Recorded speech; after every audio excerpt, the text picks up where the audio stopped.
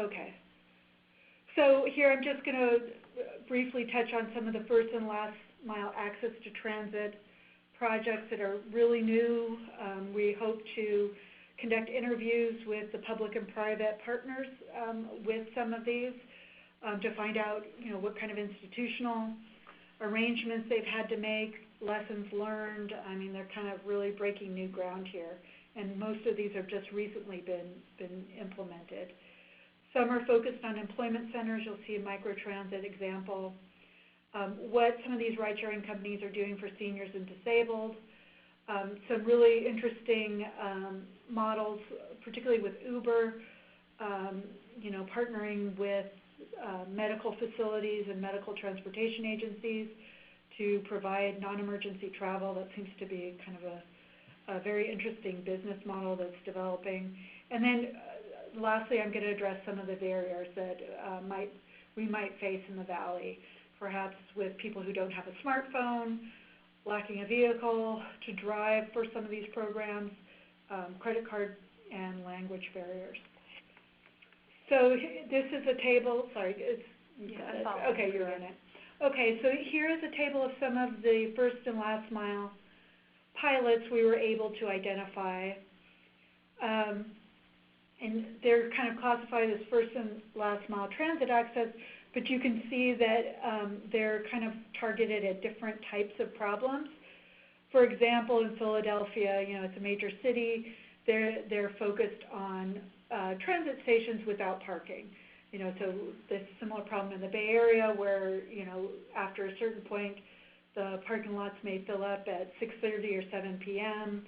And then nobody can use BART after that. So, you want to, it limits ridership, and it also kind of makes it pretty crowded until the parking lot fills up. So there's another pilot in Bloomington and Normal, Indiana, that focuses on seniors and the disabled. And another one in Pinellas Park that really focuses, it's similar kind of issue, I believe, to what people are concerned about in the Valley. There are non-traditional work hours for low-income people, for late in the afternoon and early a.m. I think they either couldn't afford, let me see if I have here, So they found that they started it with $40,000. There were just a few riders, and it was much cheaper to run this kind of service rather than running a bus out there. The program costs about $40,000 a year, a quarter of the cost of 2 bus lines it replaced. So that, and that's with a 50% match.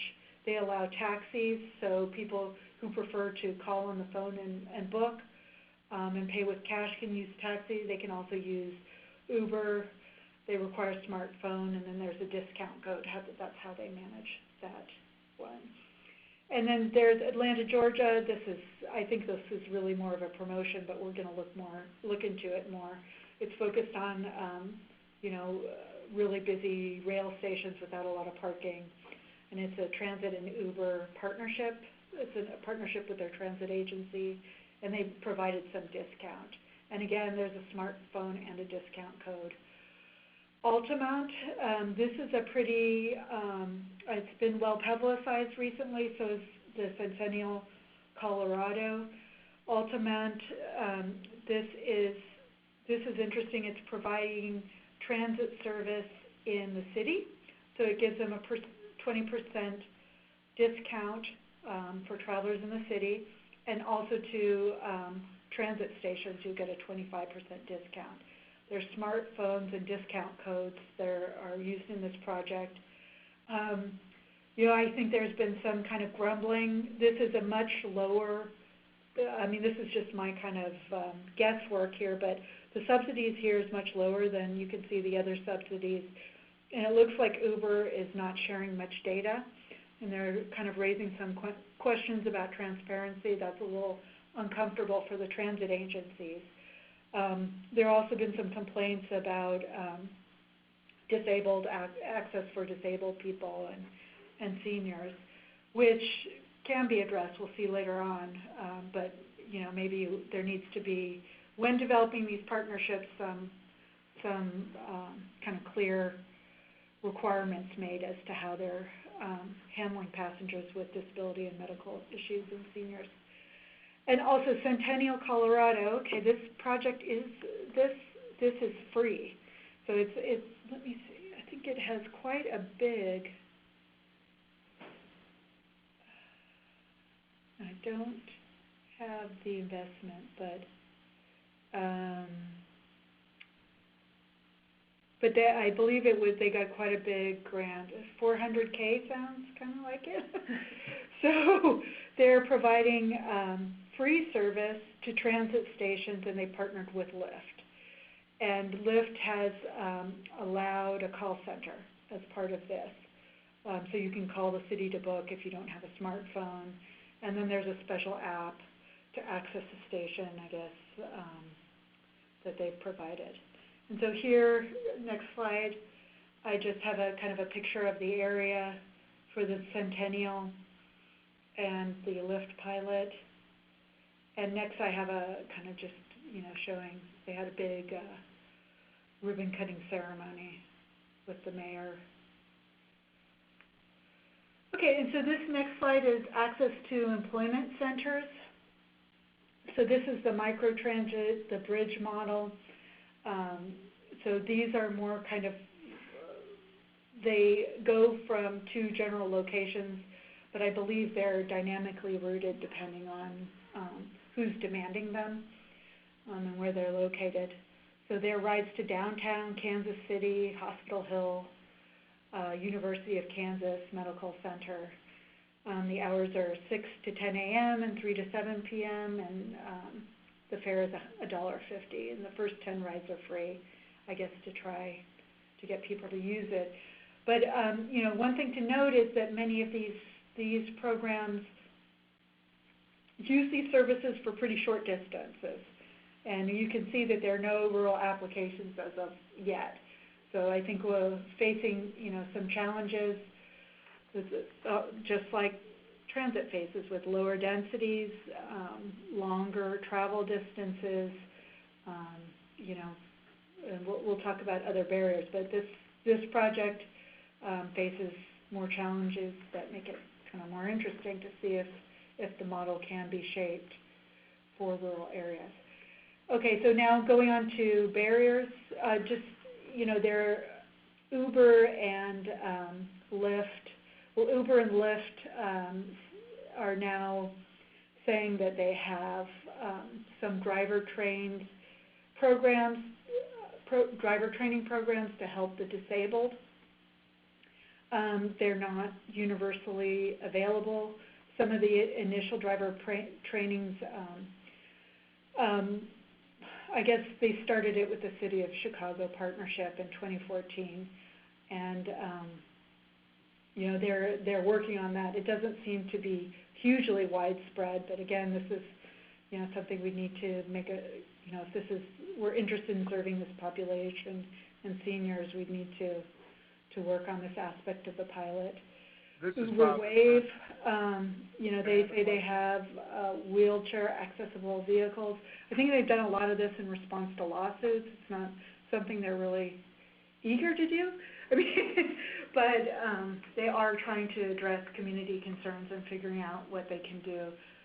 Lyft, I was in a meeting in Stockton, and they don't have wheelchair accessible vehicles. So. This is Bob in Kerncock. Could I ask a quick question? Sure. You said that the City of Chicago was assisting the Lyft operation for ADA.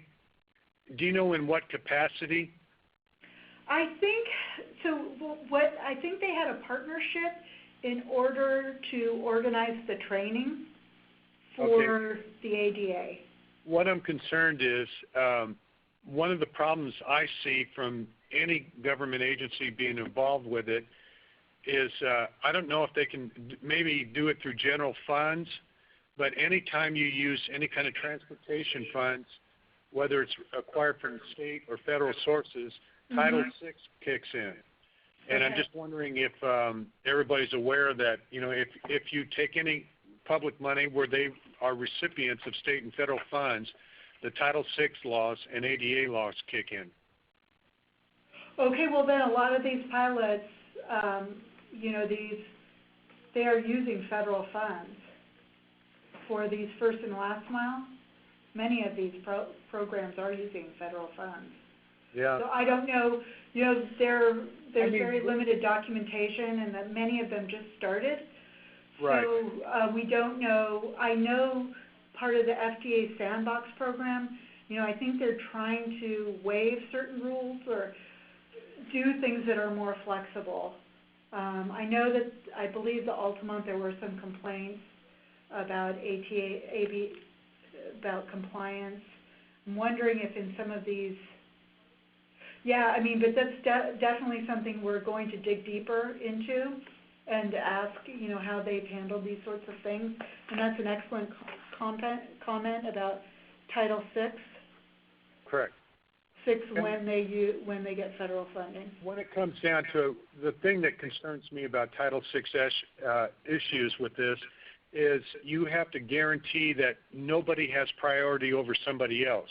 For example, if I had a person that was going to a public area that was constrained to a wheelchair versus someone that was going to a dialysis center, you can't prioritize one over the other. It has to be equal shot for everything. And I'm just curious, all of our public transit operators know how to comply with Title VI and ADA regulations, but Lyft and, as they're private contractors, they might be completely oblivious to Title VI regulations. And I just wonder how they get the training for it or, be aware of Title VI and ADA. Well, I think there may have been legal challenges. So I think they're trying to address the issue, but that's about as far as my knowledge goes right now. But like I said, we will be asking them more about these types of services. Thank you. And what they did, they partnered with Open Doors organization. I don't know. Okay, so seniors and disabled. Okay, so non-emergency medical care. This was pretty interesting. They're partners with healthcare systems, hospitals, and non-emergency transportation networks. Uber's partnered with MedStar Health. It's a non-profit healthcare system in Maryland and D.C. Lyft seems to have done a lot of work in this area. They've partnered with National MedTrans Network, which is a non-emergency medical rides provider. I guess they're able to do it, provide rides more cheaply. There are some Ubers partnered with some hospitals in Florida. There's also been concierge services with MedTrans and Lyft. I think that's different, that it focused on seniors. And as a result, they've developed different kind of ways, because seniors don't have cell phones, they've developed different methods to access the service. So, it's largely a phone dispatch. And sometimes people, when they come to their appointment, they'll schedule a ride for them along with their appointment. And then there's a new partnership. I guess Lyft has partnered with either SPLT, which is not the same as Split. It's a completely different. I guess Split is involved more in the back-end operations. So those two have kind of joined up in Detroit. I think they're making kind of a big push in this area. And services for these types of things can be paid by Medicaid and in some cases Medicare. So, and depending on your HMO or whatever, you may get funding for this. Saves hospitals a lot of money if they're not having people cancel their appointments, and they actually make their appointments also, you reduce emergency care treatment, which is more expensive. Okay, so we started looking into, what's going on with Uber and Lyft's kind of rental and leasing programs. They're always actively recruiting drivers. It's not always that easy for them to get drivers, and sometimes it's people may not have cars who want to drive, or their vehicles may not qualify under their rules. So Uber has developed an exchange leasing program. So it's $250 a week plus with payments deducted from the driver's pay. This includes unlimited miles, maintenance is paid for, but you can exit the lease after 30 days. There's also Lyft's Express Drive rental program, which is both Uber and Lyft have rentals through Hertz and Enterprise. One I believe, I can't remember. I think Lyft partners with Hertz and Uber with Enterprise. I'm not quite sure which. But the Express Drive program has resulted from a partnership with GM and Lyft, and it's supposed to provide something that's less expensive. Weekly rentals up to 8 weeks at $99 a week plus mileage fee. And again, one or both can be waived if you drive enough. This is only offered in select cities right now. There have been some complaints, this is way more expensive than, what most people could pay to lease a vehicle. However, a lot of the people who are applying for these vehicles, they probably don't have the best credit and may not be able to get the vehicle. So, there have been some complaints, and there's no documentation that I've been able to find about, how many of their drivers are actually using these or evaluations. This is just kind of reporting what's available on the web right now. Okay, so no smartphone. As I mentioned in some of the pilot programs, many of them do make allowances through some kind of phone dispatch system. The Centennial pilot, the Pinellas Suncoast pilot, also the closer to home, the Santa Clara Valley Transportation Authority VTA Flex pilot also allowed for phone dispatch. And then I also looked into the Lifeline Assistance Program, so cell phones for low-income people. So in many cases, phones are kind of randomly provided to people who apply for the program. If you don't happen to get a cell phone, you can upgrade for $30. Oh, a smartphone. A smartphone. Yeah. But sometimes you are actually kind of randomly given a smartphone. You can't request one, but if you don't get one, you can request to upgrade to one. So that's another something we might want to think about in the pilot project. Okay, so next one. Okay, language barriers. So we did look into this a bit. There is a service, Uber Espanol. However, it looks like you can only request a Spanish-speaking driver. However, the interface is still in English. And again, I'm going to look into this more to see if that's true. That's basically what I could ascertain from media reports and their website. So there are a number of cities in which it's operating, and those cities are expanding. There are more than just these cities right now, but it's in Los Angeles, Orange County, San Diego, Chicago, Phoenix, and Tucson, and probably other places that I haven't identified yet. Okay, so what do people do if they don't have a credit card? So, I was looking at this quite a bit, and it says a lot of different things about this on the web. But it does appear that that Uber may have a cash payment method. They also have prepaid wallets and credits or debit cards, but we need to look into this more. We can talk to Uber people at Uber about this, like what kind of accommodations can be made. I mean, we basically may need to have. I think it's not a problem if you have a bank account, but if you don't have a bank account, that's a problem. It's pretty easy to set up a kind of credit or payment method with a bank account. Okay, so next steps for the case study research. We're going to look at more research on rural car sharing and bike sharing pilots and programs. We will also be conducting interviews with agencies and service providers to understand more about lessons learned, costs and benefits, and specific issues related to the rural environments and in the San Joaquin Valley and the types of people who would be using the services. So again, the language barriers, the payments, having a deeper understanding of accommodations for people with disabilities, and no smartphones. So, would you like to take it? Any questions before Laura discusses our next steps?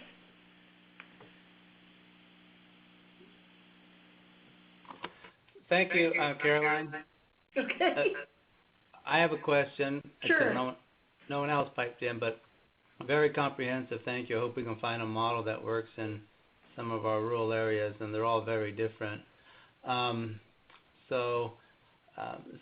English may be an issue in some, but it could be some other issue in some other part of the valley. Mm-hmm.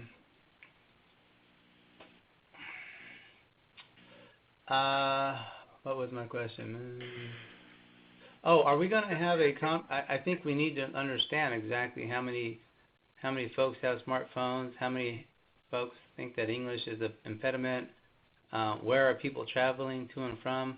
So I'm sure it is, but I just wanted to confirm that some sort of resident or potential user survey is part of the scope here. Yes, that is part of the scope. And we are also doing kind of evaluation of existing data. So as part of this, we are not focusing on it today. Today we kind of jumped ahead because we wanted to give people just kind of a taste of what people are doing around the country. But we are looking at available data to understand, first of all, where the environmental justice communities are, understanding, how people are employed in that area, the level of disability, if there are a lot of elderly or seniors. We're also reviewing all the transit documentation, to get information on some of their travel patterns and needs. And then we're doing more of a qualitative, I'm hoping at the stakeholders meeting, some of the transit plans go into more detail about major destinations. So we'll be using those, but I'm also hoping in the stakeholder meetings, we can have larger maps and we can kind of get people to identify, the specific communities, maybe a little bit in more detail, and some of the destinations they need to get to. Does that kind of help you? But we do, when we focus in the next phase, when we narrow down the locations where we're thinking we want to focus and the types of concepts that we might want to apply, business case for the different shared mobility services, then we will be looking at surveys that would look at, where they need to go, where they would go if they had this type of service, that sort of thing. Does that answer your question? Yes, thank you. Okay. Great. So is there any other questions on any of these models? I know Caroline quickly went through them, and there's a lot more details, and obviously we're going to be in the next month here or so following up with point people that can tell us even more about each of these case studies. But most of this, again, is gleaned from reports or articles found online, and in the course of doing that, we've identified, point people that work at the public agency, and then we're also going to be scheduling sit-down meetings with Uber and Lyft, specifically to learn more about, on their end, how they adjusted their business model to enter into these partnerships with the transit agencies. But this, again, is just to give you all a taste of what's out there and some, very high-level information. Yeah, and I thought it was a very good comment that, as a transit agency or a COG, if there are any specific concerns that you might have, about entering into a partnership or requirements, that we will be sure to bring up in a meeting, that would be great. Other than, the general ones that I brought up today. I mean, I think it's data, how transparent are they going to be with their data? They being Uber and Lyft. Yes. Yeah. So on that note, does anyone have any specific questions, concerns that we should be aware of as we start interviewing stakeholders?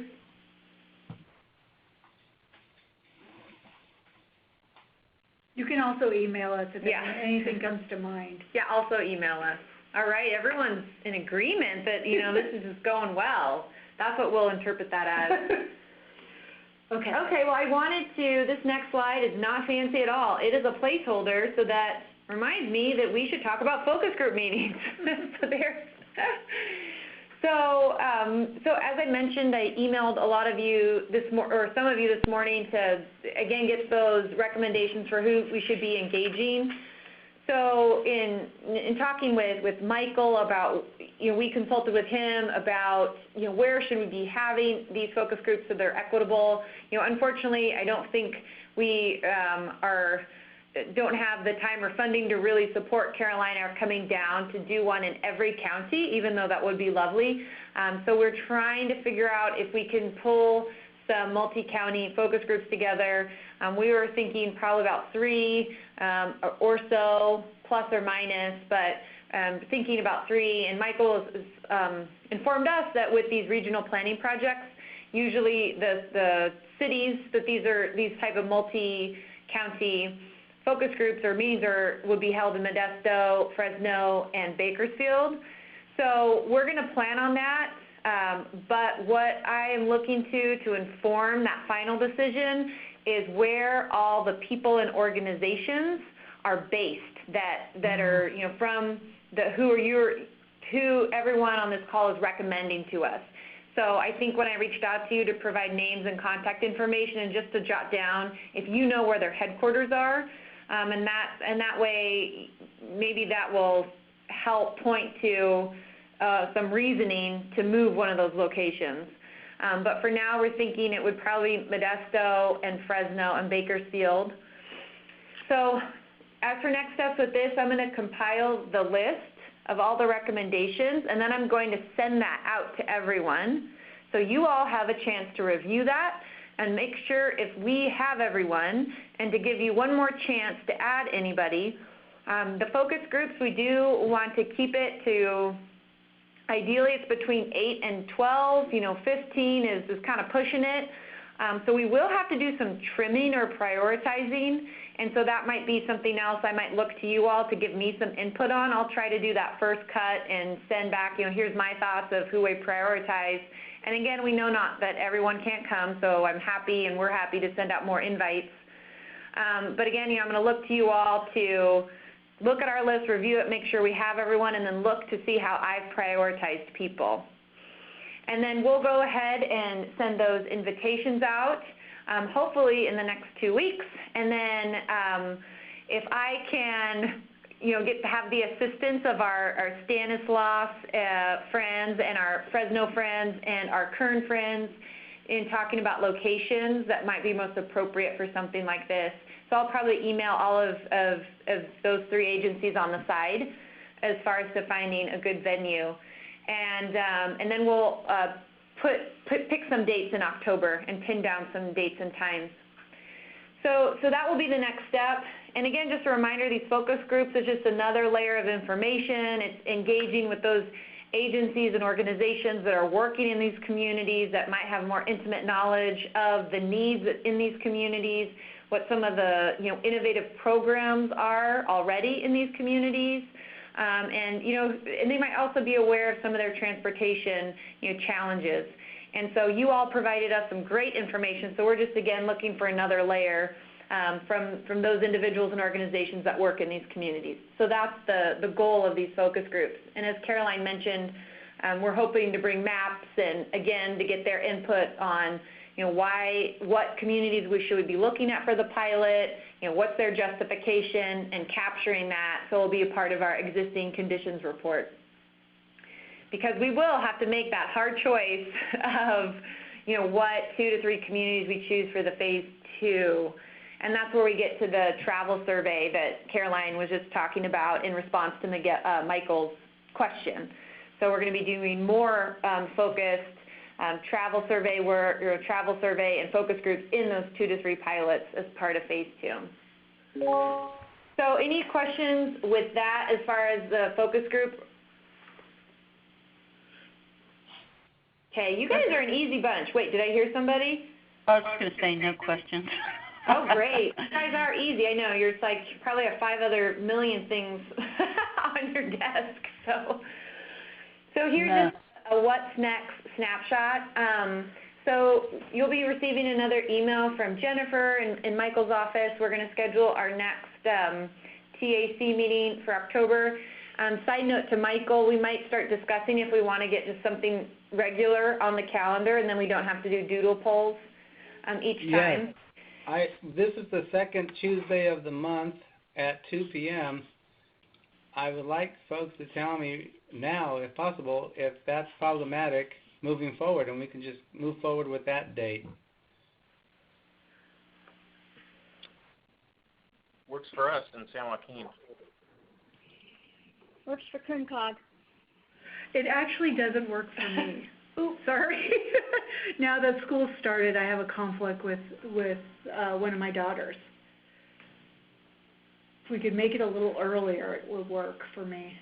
How Would early? 1 o'clock work? Yeah, 1 o'clock. to 2? So does 1 to 2 Okay, does on the second Tuesday? Yeah, that works for me. I think that'd be fine for StanCog. Good for Kerncog. It works for MCAG. November 8th is Election Day. Good, something to talk about. Okay. Let's Great. go with that then. All right. And so you'll follow up, Michael or Jennifer, with an ongoing calendar invite for that? Yes, I'm going to follow your original timeline. Now, it's not every month, but it's pretty much every month from October, November, December. Yeah, until the end of this year. Yeah. Yeah, we will get meeting appointments out for all the future dates. Okay, great. A quick question for you. I may have missed this at the beginning of the presentation. How do we download a copy of the PowerPoint? I believe I'll have to look back, in all honesty. Is this Elizabeth? Yeah. Yeah, okay. I have to look back what we did last time. I think we sent a link to Jennifer and she shared that.